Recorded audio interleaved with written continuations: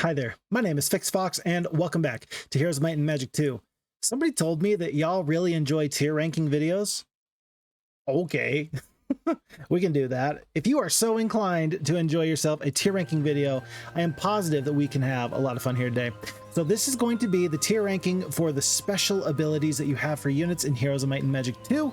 Not all units have special abilities, and not all things that are listed on the Heroes of Might and Magic 2 FHeroes2 unit portraits are really special. For example, it'll list undead if you're an undead creature. It's just like a status effect. Flying, right? It's not really special, but how do you categorize, how do you quantify just how good flying is? How do you quantify how good undead is? There's going to be some things that we do skip over, even though they're listed as FHeroes2 special abilities, but we're looking for the real special abilities. With that being said, let's start by taking a look in the upper left here with our friends, the Knight. Now, the Knights are very straightforward to play. Not a lot of special abilities, right? Starting with the Peasants, and then the Footmen, the Pikemen, Swordsmen, Champions. Yeah, all pretty mundane. They do about what they're supposed to do. I guess that's just the drawback to being a human in a magical world. But we do have a couple of special abilities, starting off with the Ranger. The Archers do not get a double shot, but the Rangers do get a nice double shot. And I was thinking about, why is this valuable? Why is this important? For a creature that has fairly low attack skill, all things considered, any creature that has a double shot, namely the Rangers and namely the Elves and the Grand Elves, they actually have a bit of a bonus over other low attack skill creatures against high defense creatures, because you can only reduce the damage that is incoming by so much, up to a maximum of 70%. So having a guaranteed double shot means that, yeah, you can have reduced by 30%, but it's gonna operate in a different way than if I simply tried to buff the damage from 2 to 3 up to a higher number. So the double shot's actually pretty interesting, because it still means that you have a reasonable level of effectiveness against low level creatures, but you also have much greater effectiveness against high tier creatures than perhaps some other ranged creatures might. For example, like the Orcs. Orcs have to get their special bonuses just by being barbarians and having tons of attack skill. So the double shot, actually surprisingly good. Good against low level creatures, and again, it actually scales fairly well, all things considered. Where's the double shot gonna land for me in this sort of tier ranking sort of section? I can tell you right now, it's gonna be a little bit interesting for me.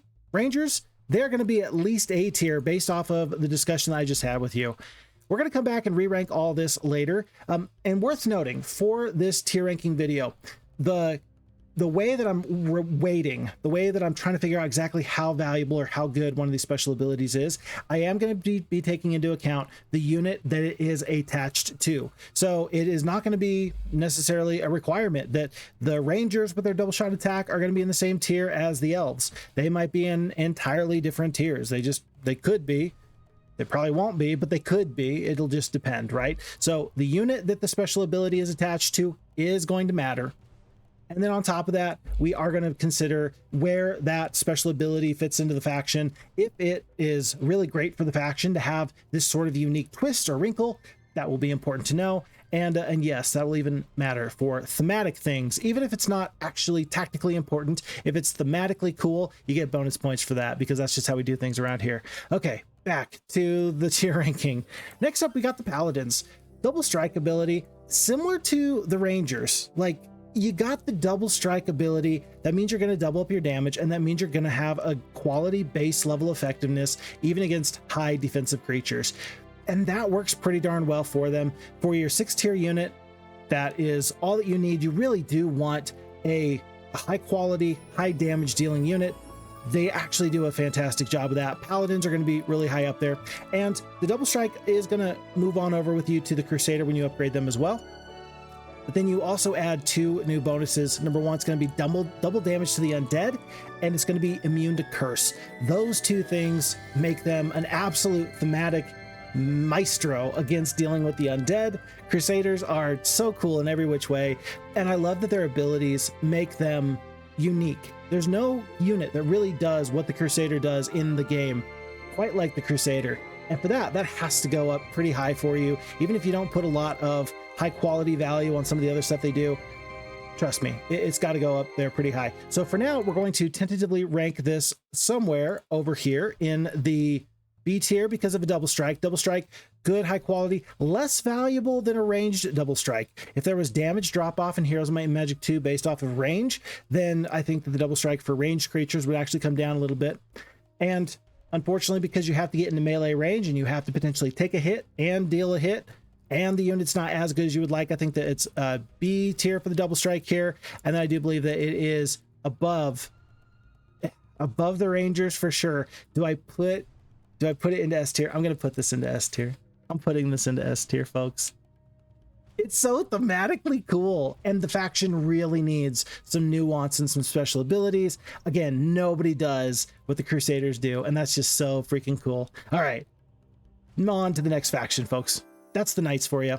Moving on, we now have the Barbarian faction. Barbarians are fairly straightforward, similar to the Knights, right? You got quality units that are high HP, high damage. They scale really, really nicely with their Barbarian heroes, and they're fairly cheap, all things considered. For the Barbarians, you need a ton of ore in order to get a lot of these high quality units, especially, for example, your upgraded Ogre Lords. But they're good in quality and stat sticky sorts of units. They're not necessarily dynamically interesting with special abilities. However, you do have the War Troll and the Troll. I did that backwards. You have the Troll and you have the War Troll. And the HP regeneration, even if a War Troll or a Troll is on the brink of death with 1 HP left, they will, at the end of every round of combat and before the start of the beginning of the next round of combat, they will heal back up to full HP. And that is not a small thing, but it is very difficult to use and to count on. Now, it means that you can like steel skin them, and it does give them some of that legendary and lore type of toughness that trolls typically have in stories that are told about trolls. But overall, difficult to use. I'm so glad that it is included in the game. It makes dealing with trolls out on the adventure map and neutral squads, it makes them very difficult to deal with. And for the faction, it means that they have some inherent tankiness for a faction that primarily focuses on offense. It's just very difficult to use and to count on. Where am I going to put this regeneration? That's actually a little bit of an interesting choice. For me, the trolls right now, they're going to be bottom of B tier, and they're not going to dip all the way into C tier. There's some other stuff that's not maybe as good, but they're at least bottom of B tier. I don't think we're going to end up using the C and the D tier much, because any special ability is nice. There's one or two that we're going to be like, I don't know about you, but B tier for now, for not just the Troll, but also the War Troll. We only have one portrait. Paladins and Crusaders, they're different enough that we need 2 portraits. Here for the Trolls, they just need their 1. Back to the other creatures here, we do now have the Cyclopes. Cyclopes have the 2 hex attack.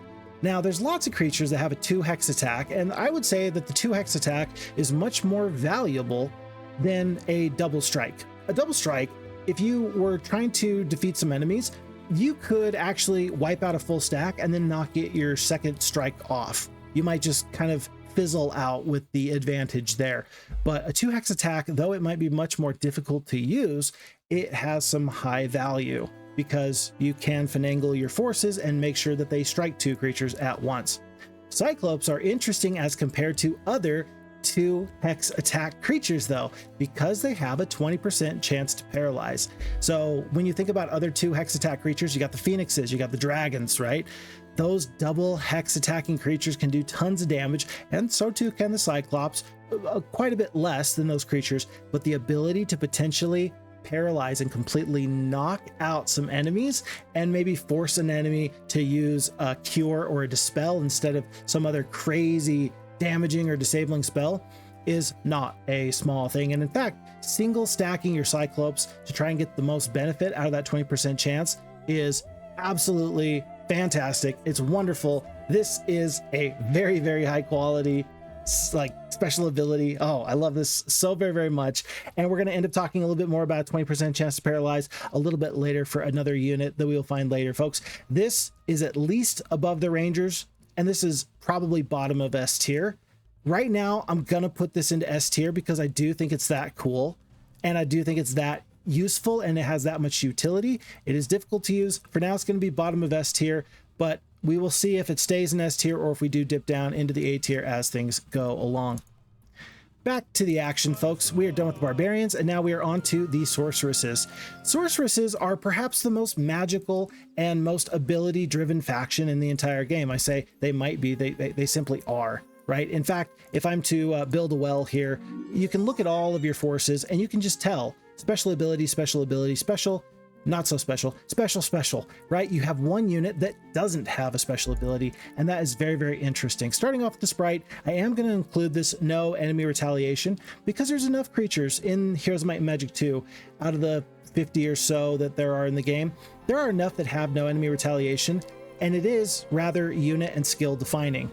Of all the different creatures that have no enemy retaliation, there are 2 flyers, and there are, you know, one ground-based type of unit. And the sprites have this really unique opportunity to be a tier 1 unit that flies, that is able to put out some amount of damage and have a defensive capability to where they're not going to get hit back. The no enemy retaliation actually does pretty well in keeping these sprites to be oh so very, very pesky. You cannot rely on wiping them out simply with a retaliation, and that makes them valuable, especially for how cheap they are, and especially for the fact that you can find them on the adventure map. And there's other factions that don't have a flying creature that would love to have a sprite in their army. So sprites and this no enemy retaliation going along with just everything else that they are actually is pretty good. It's really pretty good. So right now we are going to put the sprites at the very top of B tier, right? They might go into the bottom of A tier, but right now they're somewhere in this A-B range. We'll talk about more about that in just a little bit. On to the next unit. We now have the dwarf, and we have the dwarf here, 25% magic resistance. You know, for a tanky unit, for a faction that doesn't have a lot of tanky units. In fact, you really have the dwarf. The dwarf is the backbone of this faction because, heck, the unicorn is maybe your next tanky unit, and with 40 HP, they're really not doing a lot of that. They're more of a high-speed damage dealer. This is the stack that's going to be tanking a lot of damage, and so having a special ability that will augment some of that tankiness is actually critically important. The fact that you can never be sure that a spell is going to land against these dwarves actually throws utter chaos into a lot of people's plans, because you might literally not cast, I don't know, a slow, you might not cast a berserk, you might not want to waste your 1 spell per turn because it just might not matter for these dwarves. And that is the same whether or not it's the dwarf or the battle dwarf. Either way, it is a great opportunity. Not very reliable at only 1 out of 4 chance. It's not very reliable, but it is super good, and it makes them a high quality tanky type of unit. Folks, I'll tell you right now, that's going into A tier, right? It's not their primary defining trait, but it augments what they do so very, very well. I love that for the dwarves. Right now, I'm going to put that at the bottom of A tier. Next up, we've got ourselves the elf. Same conversation as with the rangers, and so I don't need to go too much more into it in that way. Love that they have 24 shots. Love that they've got the ability to pump out lots of damage. And here's the thing about the way that the elf works. For the knight faction, they've only got archers and rangers. They have 1 ranged damage dealing threat. For this faction though, for the sorceresses, because you have the greater druids, you actually make best use out of this lower level attacking creature with their double strike attack, because you only have 5 attack here versus 7 attack with the greater druids. That means that you're always going to use the greater druids to attack a high defensive creature, and that means that the elves are free to wreak havoc amongst the low tier, low defense creatures. So they fit in really, really nicely with their faction. The double strike makes so very, very much sense for this sort of elfish creature. Great in every which way. It's not going to go above the rangers, but oh boy, is it right up there, folks. Yeah, so for the rangers and the elves, they're going to be on the same tier. They're not going to move too far apart. They are not the same unit, and there are some things that make the elf special ability, I would say, a bit better than the rangers, even though the rangers, the knight faction, relies on their damage much more than it does for the sorceresses. But because of the complementary features that the elves have within the sorceress army, I think that they're going to go above the rangers in that regard. Next up, we're going to have then the unicorn. Unicorns are so cool. 20% chance to blind. It's a single target ability. It's 20% chance. 1 in 5 is pretty good. We've already talked about the Cyclopes being able to pump out a lot of those disabling spells. There's some other creatures that have the ability to pump out some disabling spells, but having any creature with a disabling ability in your army is fantastic. Having it as a 5th tier unit though is pretty good. If it's 5th tier and you don't have to find it on the neutral adventure map somewhere, and you can reliably have this unit in the army, that's pretty good. The only thing that I don't really love about the fact that the blind is on this creature, I would almost wish, like, it would be really, really interesting if you could have a tanky unit that would just disable enemies. It would be like a tank in some MMORPG where it's like, well, I tank the damage and I put out a lot of CC. I don't do a lot of damage, but I do all that. Yeah, instead they put the blind on a high damage creature. It's interesting. I love it. It makes you kind of play a little bit more glass cannony build. I'm all for it, folks. Where is that going to land for me in the tier ranking? These are very, very powerful spells, very, very powerful abilities. Being able to blind units, that's at least top tier of A tier. And then finally, we have ourselves the Phoenix. Folks, who doesn't love the Phoenix, right? 2 hex attack and immune to elemental spells. I think it's very, very important to note that with the dwarves having the 25% chance to ignore all spells, and then the Phoenixes juxtaposed with their immunity to all elemental spells, would you rather have a limited spell pool that you are immune to all the time, or would you rather be kind of immune some of the time to all spells, right? And I think that there's some real conversation that you would have there. I will tell you that I would personally, with the game and the way that Heroes of Might and Magic 2 is built with spells, I would much rather have the ability to be immune to elemental spells, because your primary damaging spells that would bring down this big stack of Phoenix, those are included. Things like your fireballs, your lightning bolts, your cold rays. In fact, it's not uncommon for you to see Fix Fox in the middle of a game magic arrowing down some Phoenixes, because that's like the only damaging spell that's actually going to hurt a Phoenix. You can Armageddon them, sure, but you can't even like meteor shower them. You can't elemental storm them. Yeah, it's a great ability, and it provides, again, like with the sprites who have an ability to shrug off some damage, like with the dwarves who are able to augment their tanky stats, you now have this really fast, high speed, high flying creature that has all this offensive output and then some saving grace to prevent it from taking all the damage in the world. I think it's a really nice unit balance and design. I think it makes the Phoenixes just so interesting in the way that you can use them and plan to use them. And sometimes it's going to work out in your favor, sometimes it's not, but you can actually consistently plan around their unavailability to be impacted by some of those high damaging spells. Very, very interesting. Put that along with the 2x attack for a highly offensive creature, 20 to 40 damage. Please, folks, mamas, don't let your babies grow up to be cowboys, and sorceresses, please mass bless your sprite Phoenix unicorn army. Phoenixes are awesome, and their special abilities are fantastic. And you're going to see a lot of this, folks. Top tier creatures actually did get a lot of good quality treatment in Heroes of Might and Magic 2. The top tier creatures do all stand out from each other, and they're all very, very nice. Where's the Phoenix going to land amongst these troops? I love the uniqueness of the Crusader and where they fit in thematically. I love the Cyclopes and their high opportunity, their high impact possibilities. Phoenixes are a little bit more consistent than both, and they do things quite a bit better than either of those units, not just in who they are as a unit, but also in what their special abilities provide. And that's going to take us out of the Sorceress faction, folks, and that's going to put us into the Warlocks.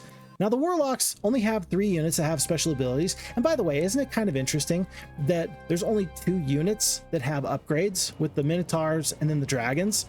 So a lot of base level types of creatures and not a lot of special abilities, but still the Warlock faction tends to feel fairly dynamic. And maybe it's because, well, dragons are just all that and a bag of chips. Let's go through it and you can make your own decisions about it. Starting off with the Griffin, unlimited retaliations. This is actually not just good, but great. And I love that this is an ability that has always persisted with this unit throughout all of Heroes of Might and Magic. Unlimited retaliations and Griffins goes together like peanut butter and chocolate. Like, sure, you could do them separate if you're not like a big peanut butter or a chocolate fan, but like, you would still get it. Even if you don't like love it, even if it's not your favorite thing, you still understand why it's a thing, right? So the Griffins with the unlimited retaliations, unfortunately, they don't pump out as much damage as you would like, but if you can bait the enemy into attacking your tier 3 creature and then let them soak up so much damage and so much attention. You can do some marvelous things with them. Throw a steel skin on there, throw a bloodlust, do anything you can to augment their capabilities. The Griffins are going to be quite happy to lead you to a lot of victory, and they're going to save some of your other troops.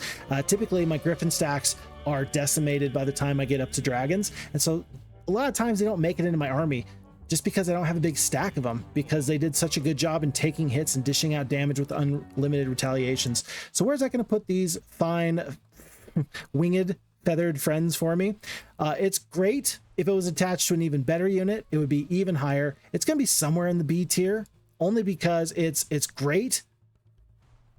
I would love it, actually. Folks, call out to all the map makers out there. Can you please make a map in which Griffins feature as the primary unit? I would love that. Please do that. It's such a cool, awesome unit. I would love to see a whole scenario just built around how great they are and their unlimited retaliations. For now, they're going to be in the B tier somewhere. It would be higher if they were a higher tier unit. As it stands, they're great as it is. B tier is not bad. It's just solid. How about that? All right, moving on. We now have the Hydra. Oh, the Hydra. So this is not the first. Oh my goodness, there was a second one. I said no enemy retaliations. There was only one ground-based unit. No, there's more than that. No enemy retaliations. Really cool, really important. And that is actually a necessity because of the ability to attack all adjacent enemies. Because you can attack all adjacent enemies, if you did attack 4, 5, 6 enemies, whatever number of hexes are around you, I guess in battle you can't have too many. You could summon creatures and then, you know, have a creature completely surrounding you at every turn. But then who would do the retaliation? The answer is who even knows. So no enemy retaliation makes sense there.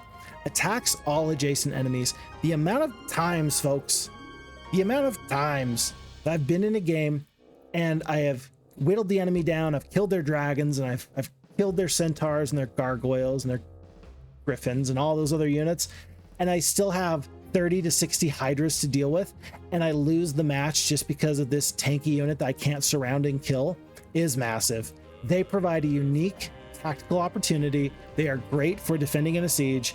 They are very, very interesting in the way that they work. And I love that you could not put this ability on a faster unit. It has to be put on a very, very slow 2 hex speed unit. Thematically it works. It's great all around. But because of the units it's on, it is not going to go particularly too high. It is balanced. And I love that. That just makes me appreciate the original designers, the original developers of Heroes of Might and Magic 2. They are just good, balanced designers. I think it's all balanced, every little bit of it. And then people start yelling at me about Titans and Dragons versus a Crusader. I don't know. I'm just telling you, folks. I want to put this higher. I really do. I'm gonna just based off of what it is, attacking all adjacent. That only works if you can position correctly with a haste or a teleport, or if your enemies are really stupid and they all surround you and attack you. That's the only way that this ability really gets the most out of it. So it's gate kept by strategy and skill. So it's got to go in the B tier. But still, number one in my heart, perhaps, maybe. I love that a lot of times people will say that I put way too much value into the Hydra and how good they are. A lot of people disagree with me on how good Hydras are, and I understand why. And I think we're just going to have to agree to disagree. Moving on, we now have the dragon. We have green dragons, we have red dragons, we have black dragons. And whether they are green, red, or black, they all have the same ability, and that's going to be 100% resistant to magic and have a 2 hex attack. Folks, if we're talking about abilities, right? Being able to have the 100% uptime in no spells attacking you, I've talked many a time about how that's a double-edged sword. On the one hand, you are not going to be impacted by a blind or a curse or a berserk or any number of damaging or disabling spell. It's just not going to happen, right?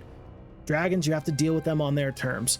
However, that also means that the opponent or yourself, you can't buff them with a bless, you can't stone or steel skin them, and you can't do a resurrect true. Potentially at some points, maybe the most valuable spell in the entire game, right? And so you got to take the bad with the good. And so that's not going to make the 100% magic resistance like instantly ushered to the very, very top. It's still going to be very, very high up there. I think that the combination of the magic resistance and being what it is, I think what it does is it allows the Warlock faction to utilize their spells very offensively. It's part of the reason why the Warlock faction just focuses on spell power so very, very much. If you look at the hero scalings up to level 9 and then after level 9, yeah, Warlocks really focus on high spell power. And I think that really part of that makes sense, because then you don't have your best unit on the battlefield that you have to babysit with a cure or a dispel. You just let them go and they're going to do their thing and it's going to be fine. And then that leaves you open to do some chain lightnings. So it's actually strategy defining for the entire faction in a lot of ways. Maybe I'm reading too much into it. Maybe I'm not reading enough into it. Let me know in the comments. 2x attack, really good for a high offensive damage creature. 14 attack, 14 defense. Yeah, these guys are awesome. Folks, where is the dragon special ability going to be for me? With the caveats that we discussed before, knowing that you can't necessarily buff them, but also knowing that they can't be debuffed. It is an S tier, but it's not going to be the top of S tier. Like 100% uptime is so good. And it's so reliable. It's got to go S tier. It just has to. It just has to. And what other creature has 100% immunity to spells? Okay, moving back to a new faction. That's the end of the Warlocks for you, folks. And now we're going on over here to the Necromancers. Necromancers, everybody's favorite faction, except for my friend Steeson. Steeson hates the Necromancers. I don't know why. Maybe it's just because he likes the Sorceresses so much. Anyway, I digress. Folks, we're going to start off with the Mummy. Mummies do something really, really cool. A 20% chance to curse. Or, if you upgrade them, up to a 30% chance to curse. Really, really cool. Really, really unique. Makes me happy because you can't guarantee that the enemies are going to get struck by this curse, but a lot of times it might be enough for you to specifically target units on the battlefield. It is fun to use mummies and royal mummies because there's times where you're like, yeah, I should probably start to attack this Warlock's dragon, but instead I'm going to focus on this other stack of creatures because I understand that the curse might come in clutch, and if it does, I can not necessarily fully effectively disable this whole army, but I can get a ton of value out of it. And that feels great. That feels wonderful. That makes me so very, very happy. Curse for the mummies. It actually is the kind of thing that separates them from creatures like the, what do you call them? Pikemen, right? In another tier ranking video I did at one point, I had the question. I said to myself, look, is the mummy better than the pikeman? Is the veteran pikeman better than the royal mummy? And it wasn't until I realized, oh wait, no, there's a 30% chance to curse, that it was instantly, absolutely, the mummy was so high up there. Folks, this is A tier. This is A tier. For a tier 3 unit that you're probably going to take on the road with you anyway, the zombie for the tier 2 creatures for the Necromancers, when it matters, they're never going to join your army, right? You're just going to leave them at home. For a creature that is typically going to be with your army, who's 5 speed and pretty darn fast, that feels okay. That feels okay. Better or worse than the double strike or the 25% magic resistance? I'm actually going to say that that is below the unicorns. This is hard CC. This is like a soft CC, right? This is like a debuff. This is like a, hey, you're not going anywhere. Oh, shoot. Sorry, I was on the wrong page. The point is that, yeah, at this point, you definitely want the mummy here. I would say below the hard CC, but above some of the extra damage, I would say. All right, now let's go back. Okay, next up, we've got ourselves the vampire. Now, vampires, you have 2 versions of them. You have the regular vampire, no enemy retaliation. For another flying creature, really, really good. And we talked about the sprites already and how they are a flying creature and how they can shrug off damage because there's no enemy retaliation. Same thing applies here. And they're better than the sprites because they can take a little bit more of a hit when they are focused down, but they are quite a bit more expensive as well. So there are some trade-offs there, not if, but when they die. And oh boy, they will die.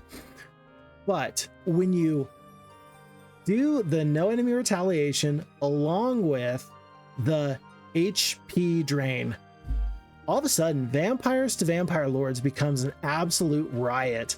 Vampire lords are, even in Heroes 2, they became what they always were capable of before they got to Heroes 3 and beyond. In other Heroes games, they become these soul-sucking monsters that can be absolutely unstoppable. I know for a fact that vampire lords are the best tier 4 creature in Heroes of Might and Magic 3. Like, no doubt, they are the best tier 4 creature. I don't know. Are vampire lords the best tier 4 creature? You would have to go check my other tier ranking video to see what I had to say on that. But the special ability instantly makes this a faction-defining strategy. You could absolutely decide, do I want to go excavation, graveyard, pyramid, and do I want to go into the vampires and the vampire lords, or do I want to bypass that, go for the mausoleum and the laboratory? And it's your choice. Both will work. Both will work. So it's up to you. But I think that you would not be remiss because of the ability to get a huge stack of vampire lords. Unfortunately, in Heroes of Might and Magic 2, typically what is actually recommended is, because of the upgrade cost, 650, 500, and you have to double the cost, so it's 300 gold to upgrade every vampire into a vampire lord. It's actually advisable to not recruit them as vampires at all and just kind of get by with as minimal forces as you possibly can. You're probably going to grab 2 or so just to make sure that you can help clear out some enemy ranged fights, but you will even want to save vampires just for the day that they can be cheaper vampire lords. I've said enough on the matter, folks. Where's this land? Easy S tier. Absolutely easy S tier. Better than the dragons? I would say yeah. Better than the double hex CC? I would say yeah. Better than the Crusaders? I would say yeah. I would say yeah. If you get 100 vampire lords and some defense, you are going to be nigh unto unstoppable. Nigh unto unstoppable. By the way, I think I want this right there. This is so hard. This is interchangeable for me at the moment, but right now I'm going to put this here, and the Phoenix is going to stay at the top right now only because of the rest of the Phoenix package in conjunction with their special abilities. But if it was just strictly who has the better special ability, HP drain, I might rethink that. It might go to the very tippity top by the end of this video. Next up, we have the Lich Cloud Attack. Cloud Attack is really, really cool because you're able to do AoE damage with a ranged creature. And now this Cloud Attack is going to be the same regardless of whether it is a Lich or a Power Lich. Either way, it's going to be the Cloud Attack. The upgrade, sure, is what it is. This is a double-edged sword in a way that I don't particularly love. I wish that you could turn the Cloud Attack off. The fact that it has the 100% uptime and you can hurt your own forces with this Cloud Attack actually is going to bring the value of the Lich's Cloud Attack down. Now, if you think about it in battle, though, how many hexes can you hit at any one given moment? It's you can hit a ton of creatures. You can hit the entire army. But again, as we talked about with some of the other units, specifically when we talked about the Hydra, if the enemy is doing any sort of clever positioning at all, they're going to prevent you from making the best use out of the Cloud Attack ability unless they're absolutely daft. Folks, Cloud Attack has a lot of potential, but it's actually going to be bottom of B tier. In fact, it might even be into the C tier. No, well, no, it's going to stay out of the C tier for this reason. You've got vampires and you've got bone dragons, and they want access to the enemy's high-tiered shooters, and having a Cloud Attack ability punishes an enemy that will do a full defensive surround on some of their more vulnerable stacks. So the Cloud Attack actually has a very unique role in the game. It does have a unique role in the game. It's kind of like a little bit of like a buster or a bunker buster. It prevents the enemies from turtling up so very, very hard. So I you know what? I kind of feel like I'm not giving it as much credit. Okay, let's be clear. Is it better than the Troll's regeneration ability? I would say yes, for sure. Is it better than the Double Strike? I would say yeah, for sure. Right? Just with the high-end possibility. Better than the No Retaliation? Yeah, it's true there. Better than here? Probably not. I think it's actually probably right about on par with the Hydra as we're looking at it. Better than Unlimited Retaliations? I would say no. I would say no. All right, feel free. I want to hear what you think in the comment section. Oh, I am so ready for you, folks. I am ready for you. It's going to be awesome. Yeah. Okay. Next up, we have the Bone Dragon. Decreases enemy morale by 1. The reason that this works so very, very well, folks, is that on the one hand, you have the Knights, who are the noble purveyors of humanity and all things good and glorious. And their shiny boys in gold will march down the battlefield and crush the undead and push them from their lands, right? And On the other hand, you got the Bone Dragons, who will do everything that they can to instill fear into those enemies of theirs. And so decreasing the enemy's morale by 1 against the knights, for example, creatures or units, factions that typically have expert leadership, you can never have expert leadership. You can never have blood morale so long as a Bone Dragon is opposite you. That's actually a pretty massive deal, because the way that morale works is that the effect gets stronger the higher tier of morale you get. If you have +1 morale, I think it's something like, oh boy, are we gonna do the math here? Are we gonna figure this out? I don't want to do the exact numbers, but let's just say hypothetically, because I remember the numbers from a while ago, but I don't want to pull the curtain back too far. At tier 1 +1 leadership morale, it's something like, let's just call it 10% chance at a second turn in combat, right? Tier 2 is like way more than that. It's like 15, 17%, right? And then max tier, it's upwards of 20. And that's where it starts to get crazy. And so the difference of 7% actually in those numbers does get a little bit crazy.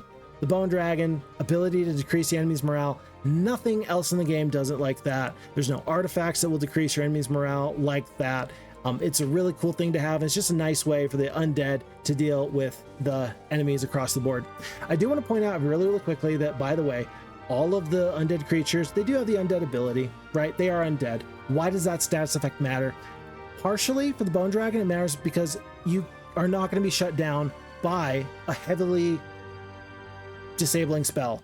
Blinds, paralyzes, hypnotizes. Those are just not going to work on you. Yeah, paralyzes, blinds, hypnotizes, berserks. They just don't work. You're going to be slowed a lot. That's going to suck. You can't stop that, right? But undead, as good as it is with low tier creatures, it's even better for the high tier creatures. And the Bone Dragon makes good use of all that. Folks, where's the Bone Dragon go? I like it, but I like it less than some of the other top tier creatures. I really do. It's very, very powerful. It's still definitely better. I would say that the hard CC of the unicorn versus the soft preventative morale dampening factor of the Bone Dragon, I would say the Bone Dragons are still above the unicorns because it's an instant team-wide effect from round 1, as opposed to the unicorns have to seek out targets and then get lucky enough to have a shutdown like that. But Bone Dragons are definitely still S tier with their -1 morale ability to enemies, but I would say it's still worse than the 100% spell reduction from dragons.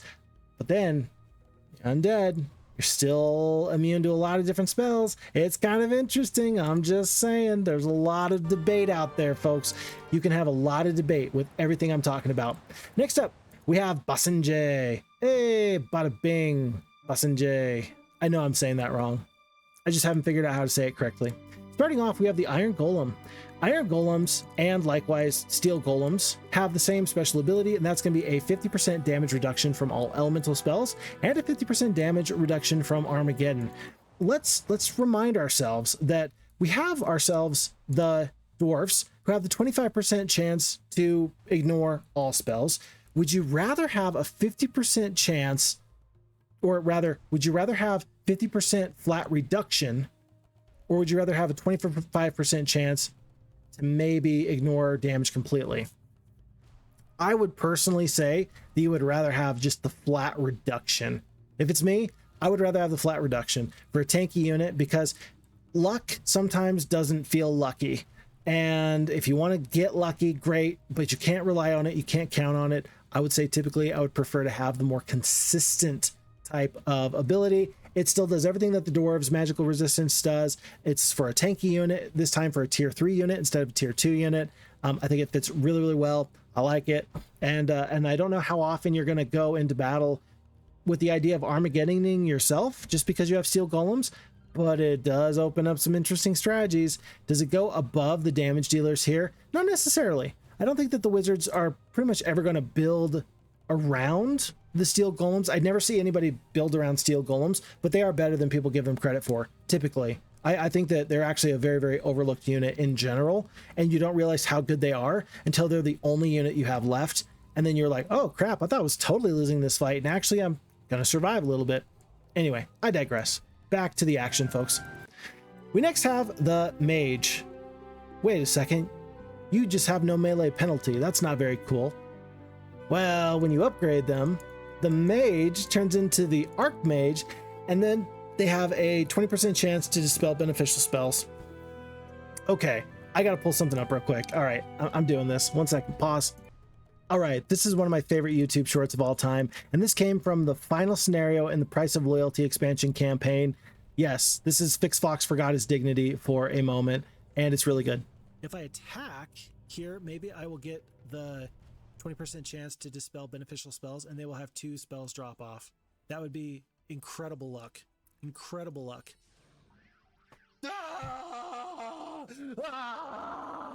Welcome to my YouTube highlight montage. This is FixFox. I'm coming at you, and I'm saying to me, man, we get lucky here all the time. You think that we have got bad luck? No, man, it's good luck. There's nothing but sunshines, daisies, unicorns, and rainbows. Wait a second, I'm not sorceresses. I don't like unicorns. Unicorns are dead. And in fact, in this case, as you can obviously see, we've used up all of our luck. We have no more good luck. All right. That's enough of that. I think it's enough of that. but really, that just is meant to highlight how swinging in a fight a 20% chance to dispel beneficial spells is. That right there was Cyclops stacks from the enemy that were hasted, steel-skinned, and bloodlusted. And all of a sudden, 3 rounds worth of spells dropped off those Cyclops. And I ended up winning that fight. And I had no business winning the fight. But being able to tactically say to yourself, I have options, that goes an awful long way. So I gotta give the Archmages their flowers for that 20% chance. It's such a cool, unique wrinkle. Is it worth the upgrade? I mean, you want the upgrade anyway, you really do. But having that on top of everything else, it makes them more tactical, and I do love it. It's gonna be below, unfortunately, it's gonna be below the mummies if we're just talking about the ability to dispel beneficial spells. Because this just has you get the mummy earlier, right? And so the ability becomes just inherently more valuable because you got more access to it and throughout the game, right? Late game, sure, I think the 20% chance, it's still, I mean, there's gonna be times where you're gonna have to decide, do I want to try and dispel this spell on this stack, or do I actually want to do damage to another stack that's more important? The usability is still a bit more difficult. Mummy, I still think, is typically higher. Except, and this is where the exception comes in, remember, the mages and the archmages, they do have the ability to do full damage in melee, and as a ranged unit, that is actually high quality in the best possible way. That is going to push them above both of these creatures. The combination of both of those special abilities cannot be overstated, and it makes them not just a good, but a great ranged unit. Back to some other important units here. We've got the Giants, and likewise we have the Titans. Now, the Giants and the Titans are both immune to mind spells. When we're talking about mind spells, folks, we're talking about any kind of spell that is like, I don't know, it's a mind affecting spell. How else do I put it? For example, I'll just give you some examples. The Blind. I don't know how it's a mind affecting spell. It's not like I flashed you with a bright light and I Men in Blacked you, and so that way you just like don't remember and you don't see stuff. I guess that the Blind spell actually affects somebody's mind. Paralyze, yeah, you drive somebody to the point where they're just scared and petrified. Berserk, yeah, it's definitely a mind spell. So you're still going to be open to things like a curse. You're still going to be able to be slowed, and there's a lot of other spells that could still do damage to you, sure. But the immunity to mind spells means that you're never going to be shut down and be blind locked or paralyzed or have your troops hurt yourself. Giants and Titans, immunity to mind spells, I would actually prefer in general, I would say I would prefer, hear me out, this level of immunity as opposed to the dragon, because at the HP that these Titans command, the Resurrect True becomes so incredibly valuable that I don't have to deal with some of the worst offending spells out there, but also I can still be Resurrected True. There's a lot of value there. Truly it is. No melee penalty. We just talked about that with the Archmages.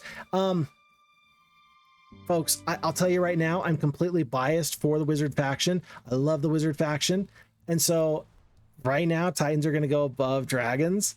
I don't think that I'm going to fight you. If you are in the comment section and you say that dragons special ability is better than the Titans, I don't think I'll fight you. Is it better than these two creatures?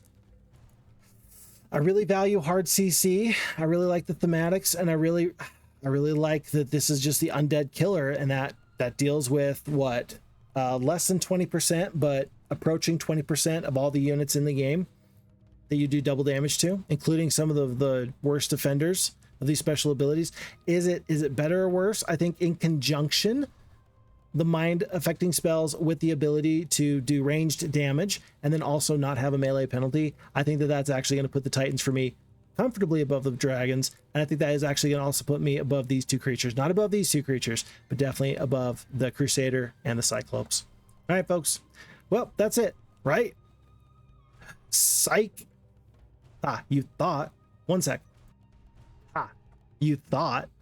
All right, folks. Now we got to talk about some other great creatures. So this is going to be on Thundax and Natasha. I did pull the neutral creatures. Important to note here that I don't know how I messed this up, but I didn't put the Medusa in here, which is crazy. I still got their portrait, but let's go through this one by one. First off, you have the Rogue, another no enemy retaliation, worse than the Sprite, worse than the Hydra, worse than the Vampire, because worse than the flying creatures, yeah, worse than the Hydra. All in all, I'll tell you that right now that the Rogue is going to be pretty low on this, especially because the sprites fly and these guys don't. Tell you what, I'm gonna put this into C tier. It's not even C tier. Like, it's still worthwhile. None of these are bad. Like, there's none of these that I'm like sad to see. I'm gonna put this in C tier though, just so that way somebody can be like, oh look, there's like kind of an even distribution. Not really, but anyway. Back to the action. Next up, we got the Nomad. Guess what? They do nothing. Get out of here. I should have put the Medusa there. I'm gonna pretend like this is where the Medusa were. The Medusa is the creature that has a 20% chance to petrify. So it is like the 20% chance for the Unicorn. It is like the 20% chance for the Cyclops to paralyze. It's hard CC, really good unit. Medusa does really good at what it does, and it actually comes online very early. Week 1, you can get a stack of Medusas from some ruins that are on the adventure map. Not very many, but you can get them. And so therefore, the argument I have about the mummies being so good because you can get them so early, I think that you actually have to put the Medusa definitely above the mummies. And I think, again, because of the availability, being able to get them so early, I'm going to put them above unicorns. Yeah, I'm going to put them above unicorns. Pound for pound, cost for cost, HP and damage output, more highly offensive geared here for the unicorns. These guys are a bit more expendable, but a bit more cheaper. Therefore, their special ability is actually better, in my opinion. Don't at me. It's going to be Medusas over the unicorns in that regard. Next up, we have the Ghost. Folks, what can I say about the Ghost that hasn't been said before?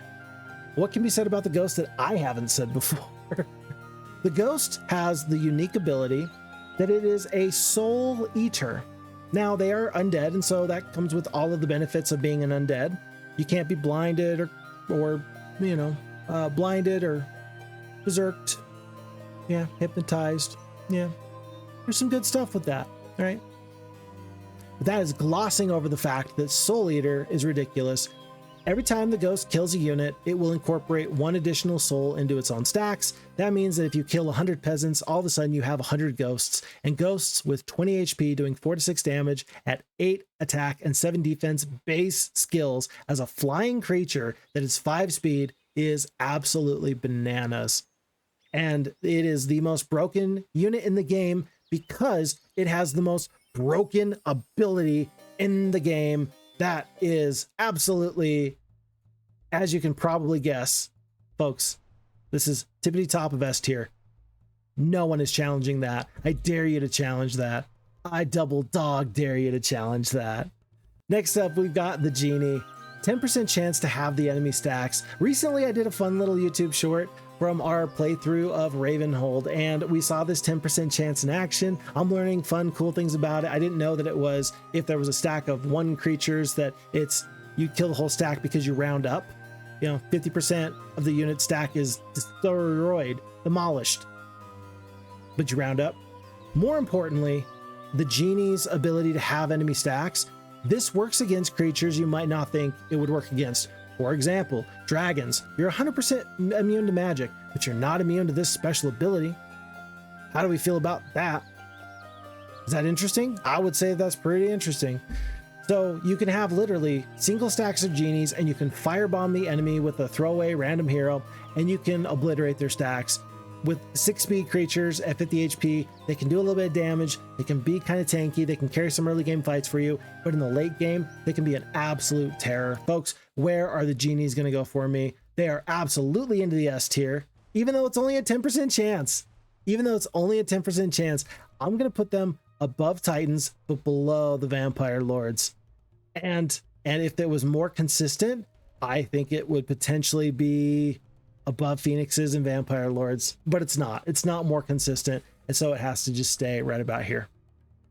And next up, we are going to move on then to our friends, my friends and yours rather. We're going to talk about the elementals, because each elemental is a little bit different, and I'm going to order them real quick in terms of, I mean, they're all the same tier, and they're all basically the same unit, except they're completely not. I don't know why I would say it that way.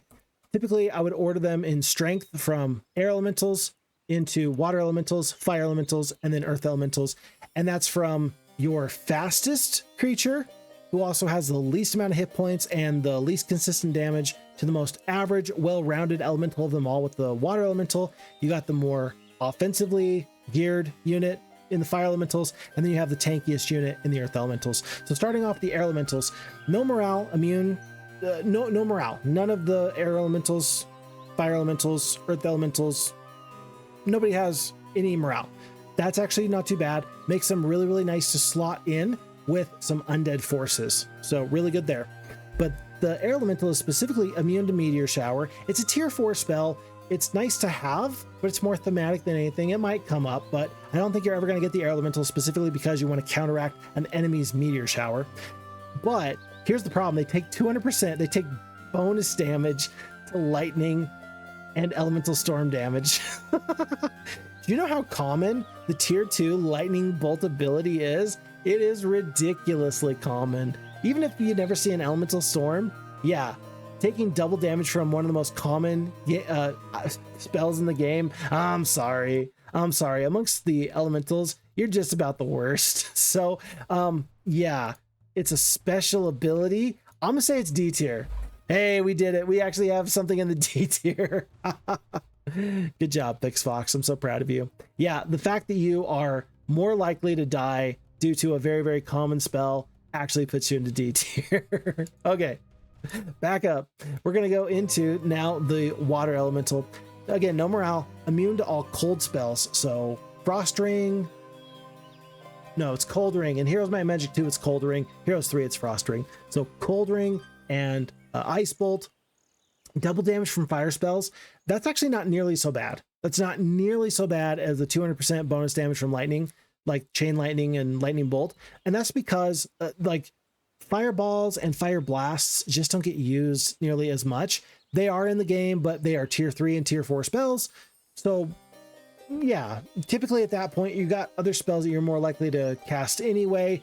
And it's kind of rare that people are going to specifically target the water elemental. With 45 HP, they're still going to be, you know, there's hard to target down.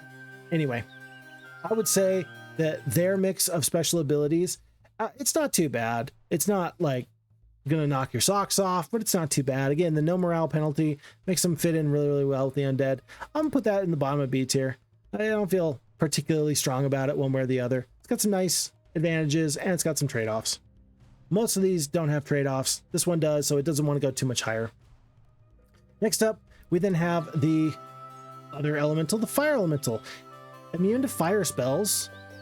Okay. Double damage from cold spells. Get out of here. Nope. Nope. Nope. Nope. Nope. Nope. Nope. Nope. Nope. Nope. Nope. Nope.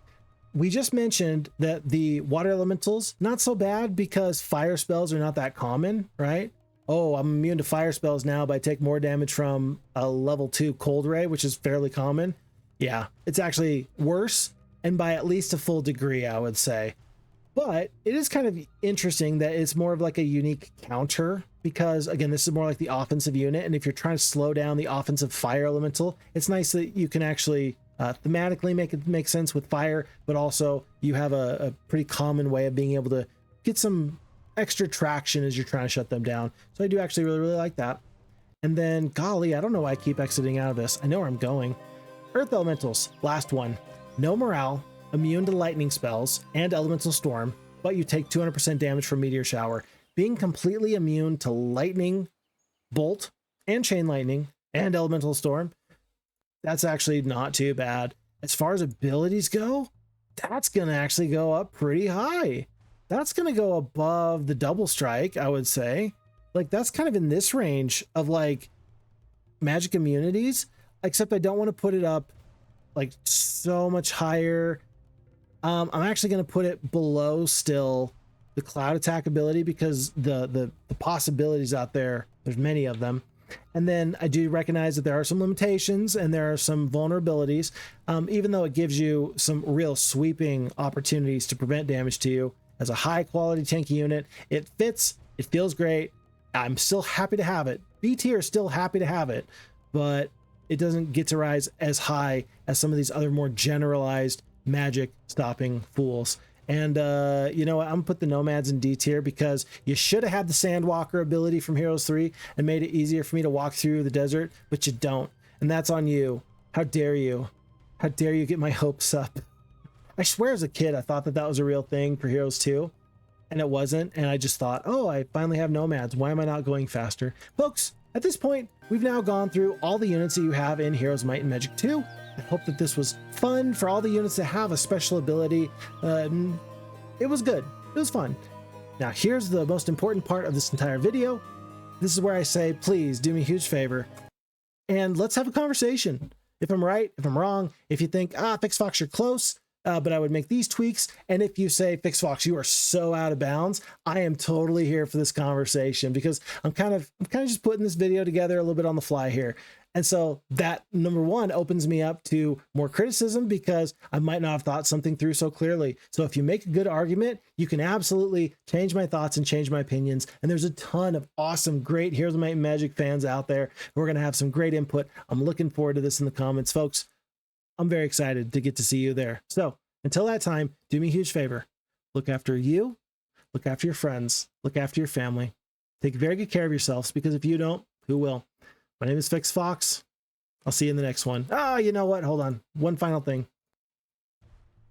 One final thing. Do I like these final rankings? Yep. I mean, I'm liking this less and less with the Phoenixes.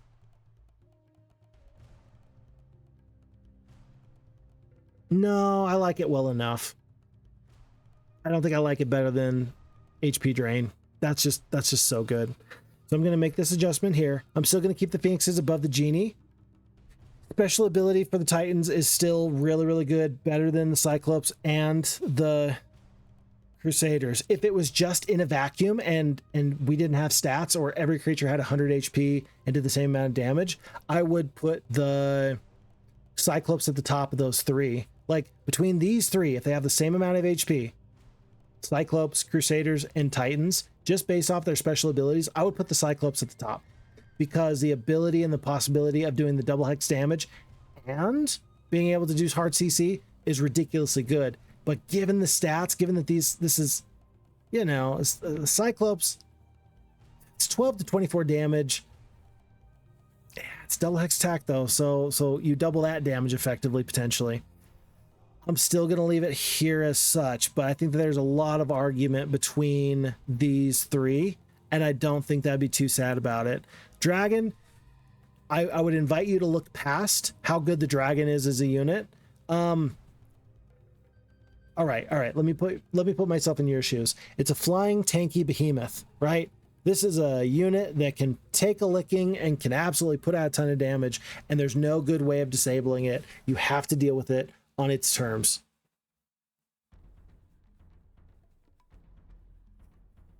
You have to deal with it on its terms. Would you rather have to face 100 dragons or 100 cyclops? Even if they have the same amount of HP and the same stats. I think that I would still be more concerned about the special abilities from the other creatures here, at least the three above them. Double hex attack, double strike, single target damage, but ranged and melee if necessary, plus magic immunity, some magic immunity, but more importantly, double damage to the undead, hard CC, unable to be affected by spells of all kinds. Oh man, it's so tough. It's so tough. I'm gonna give the Black Dragon the nod over these two. And the reason is number one, I'm worried about what people will say. No, but I'll also be bold and brave and say, but they're still not going to go above the Titans. But it has to be, like, if I'm taking into account the unit as itself, as big and as strong and as tanky as it is with 14 defense and 300 HP, then the magic immunity makes them better than these. And these are actually, dragons are a high quality offensive output, whereas the dwarves and the seal golems just aren't. So yeah, okay, all right, I'll put them above here. Oh, by the way, I think that this is actually a really good time to just say, well, if ranged matters as far as special abilities go, then flying surely has to matter, because speed becomes very, very relevant in late game, but also the ability to cross the battlefield in one go. I think that flying has to matter there. I think it does. And funny enough, the top 4 creatures, I just realized, are flying creatures. They're inherently able to attack wherever they really, really need to. The only creature that can't so much and have easy access is the Phoenix, because it's got the double hex, and so sometimes there's some areas it can't fit into. But with the double hex attack, the Phoenix can do what we've talked about with some other creatures, like with the Lich, and do a little bit of like bunker busting. Why do I get that wrong? Bunker busting, and dealing with the creatures that are hiding behind a row of defenders. So I still like this logic, and then I like the logic where, yeah, but I'm flying. And then, because this Titan can do full damage in the melee, I'm still happy to keep them here over the dragon. I just Resurrect True. If Resurrect True wasn't in the game, Titans would not be here. Titans would be below the dragons. I think that Resurrect True is just that good. I think Resurrect True is just that good. I've won so many fights I had no business winning just because Resurrect True is that good, and Titans are flexible enough to make the very, very best use of that. I'm just saying. Okay. Between the Crusader and the Cyclops, man, oh goodness. Oh goodness. I want to say the Crusader only because they're my boys. I think the double hex attack and the hard CC has to go above. Soft CC with the Bone Dragons, I'm going to put that at the very bottom. Does it fall into A tier? I don't think it falls into A tier. And I have to give the nod for the Crusader for being in the S tier simply because it does do the double damage to the undead, and nobody else does that. That's like a really cool feature. Archmages, I like them where they're at. I think that they're fine as top of that A tier. Yeah. This conversation about availability between these 3 units is very, very interesting, between the Medusa, Unicorns, and the Royal Mummies. And then the interplay between hard CC and soft CC, crowd control. And then the double strike, yeah, elves and rangers together. And I talked about how I like the elves a little bit better because of where they fit within their faction. Are the tanky, this is actually kind of interesting. Are the tanky, am I undervaluing how good the tanky units are with their tanky spell casting, ignoring capabilities? Is that actually better than being able to strike twice? No, because these are ranged creatures. So in the same way that flying creatures have a little bit of a leg up over ground-based creatures, I think that ranged creatures have a bit of a leg up over melee creatures. I think that that's just correct. Which is all the more reason why the Lich being pulled down all the way into B tier is so interesting. But I still think I want to stand by that. Does the Griffin actually belong in A tier?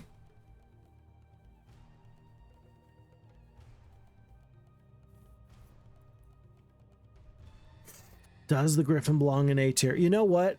On a wild hair, I'm going to put the Griffin into A tier. I'm going to put it below these 2 unit special abilities, though. And the reason I'm putting it into A tier is because you can do some really gnarly things with a huge stack of Griffins. And in the same way that you have to deal with the Hydra in a special way, you've got to deal with these Griffins in a special way. Their cost effectiveness of what they do and their early availability, I think I want to put them in A tier. I don't think I would mind if I left them in B tier though. Hydras, I don't think I'm going to put them in A tier for their special ability of no retaliation and striking in an area, because the enemy can always reposition and prevent you from getting any value out of this at all. Likewise, with the Lich, enemies can reposition and prevent you from getting double hex attacks off, and you can hurt your own forces, which is really, really bad when the AI fights battles for you. Earth Elemental, immune to lightning spells, but also has some vulnerabilities with the Meteor Shower. Okay, fine, yeah, I get it. All right, cool. But good for a tanky unit. I like the sprites where they're at.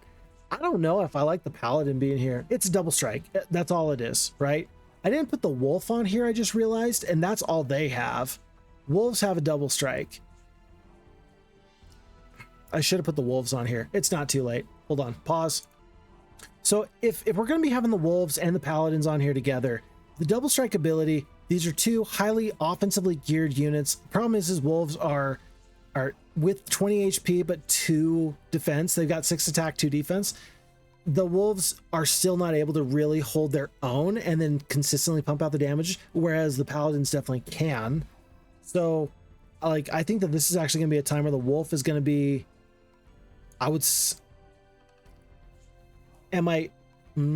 me think. Am I doing right by the Wolf, or am I putting too much stock into the fact that they are a little bit glass tanky for my liking? I'm going to keep the Wolf lower, and this is going off of vibes. This is going off of vibes because Wolves are your fastest unit for the Barbarians. They're typically the ones that eat the first retaliation, and so it's really hard to keep a big stack of them. If you had a 6-speed Barbarian creature that would take first hits instead of the Wolf, I think that I would put the Wolf higher. But in the grand scheme of their faction, hey, it is what it is, and that's just kind of where they land. They are still going to be worse. The double strike in melee is always going to be worse than the double strike from range. And then I think I want to put it right below the Troll as opposed to right next to the Paladin for the Wolf. But is a double strike inherently better or worse than just no retaliation? In this case, I'm going to put the Paladin's double strike ability above the sprites because they just do so much more damage than the sprites ignore or shrug off. I'm going to put the Paladin above even the Lich and the Earth Elementals. Do I put them above the Hydra?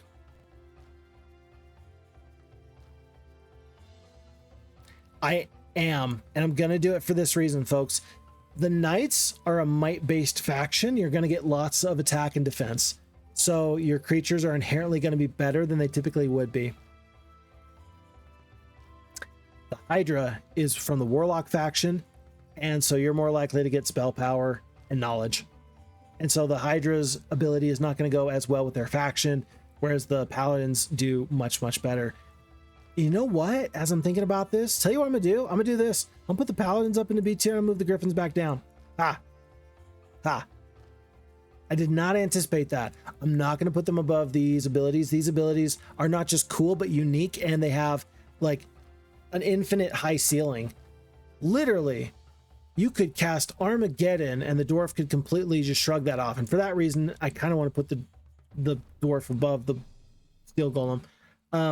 The ceiling is incredibly high for the amount of damage that these creatures can tank and soak in and ignore.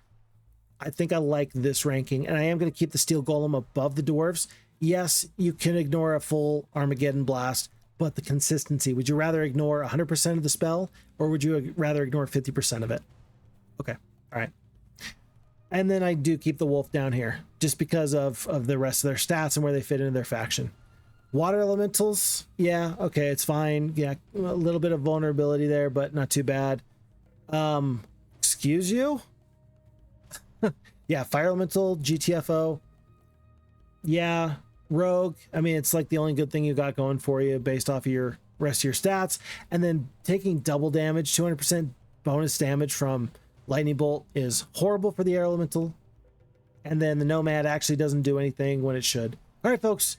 I know I said 10 minutes ago, like, look after you, look after your friends, look after your family, right? I mean, at this time, and I'm very excited for a fun conversation in the comment section. All right. 1, 2, 3, go. And I'll see you there.